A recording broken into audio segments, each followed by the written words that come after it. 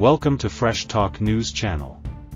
Today, we dive into a dramatic and unexpected turn in German politics, where the new Merz government has stumbled right at the start, shaking confidence in Berlin's role as the European Union's stable political center. Berlin, tension was thick in the German Bundestag, and the expression on the face of Julia Klöckner, the president of the Bundestag, told the whole story. She stood at the podium, her expression stern and serious, as she prepared to deliver news that would shock the nation. What was expected to be a routine announcement turned into a political earthquake.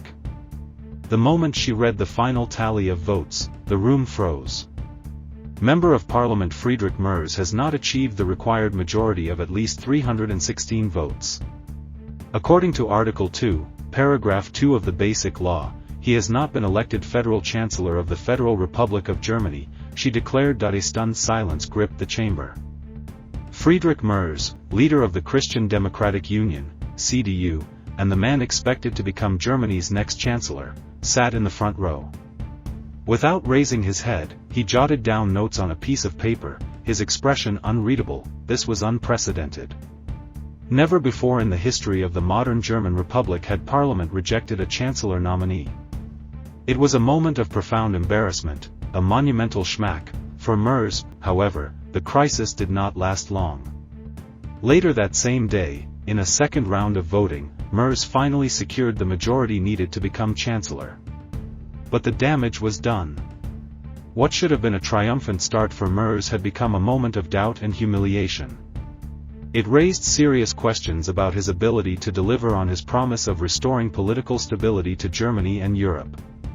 But who truly won in this dramatic turn of events? In the immediate aftermath of the failed vote, the far-right Alternative for Germany, AfD, was the first to seize the spotlight.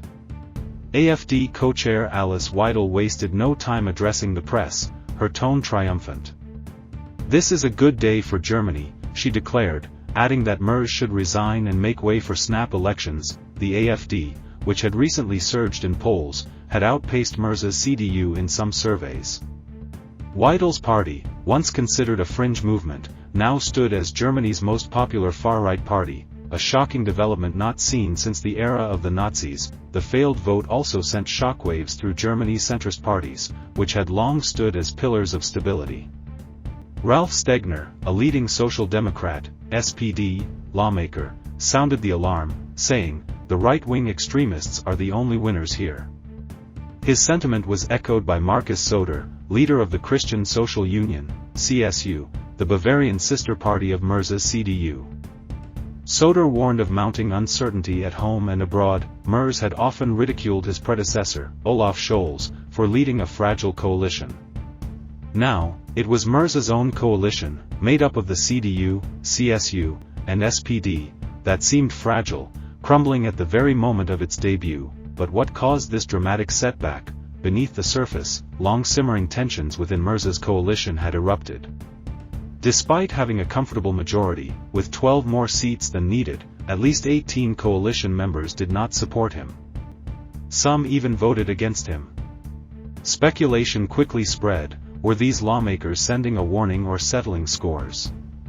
Within the CDU, some conservatives were angered by the coalition's agreement to relax Germany's strict debt rules, a concession to the SPD.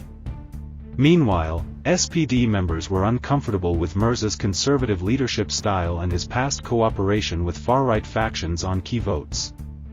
And then there was the lingering resentment over the rise of Lars Klingbeil, the SPD's new vice-chancellor. Desperate to salvage the situation, Merz moved quickly to secure a second vote, even turning to the Greens and the Socialist Left, two parties the CDU had pledged never to work with.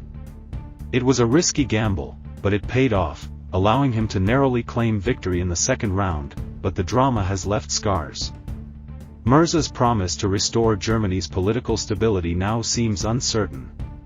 He faces a daunting task ahead, navigating a divided coalition, a surging far-right, and an increasingly polarized political landscape. Meanwhile, the outgoing chancellor, Olaf Scholz, seemed to savor a moment of schadenfreude.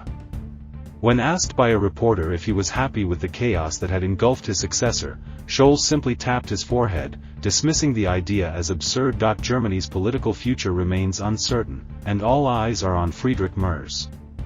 Will he manage to stabilize his government and restore confidence? Or is this just the beginning of a deeper crisis? One thing is clear, the world is watching. Thanks for watching Fresh Talk News channel. Don't forget to like and subscribe for more news and updates.